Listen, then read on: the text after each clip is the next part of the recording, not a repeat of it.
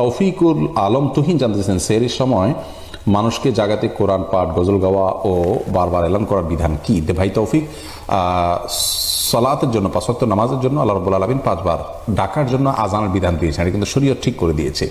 রোজার জন্য আলাদা কোনো ডাকাডাকির ফরম্যাট দেয়নি। এখন কিন্তু আমরা নিজেরা একটা ফরম্যাট তৈরি করে নেই এবং এটাকে আজানের মতোই আপনার একটা নিয়ম বানিয়ে নেই, তাহলে সেটি কিন্তু বেদাতে পর্যবেসিত হতে পারে। যদিও আমাদের সমাজে, সাহারির সমাজে যারা ডাকাডাকি করে তারা এটাকে আজানের মতো কোরআন হাদিস করতে নির্দিষ্ট মনে করেন না, কিন্তু যদি মনে করেন তাহলে সেটা কিন্তু বেদাত হিসাবে গণ্য হবে।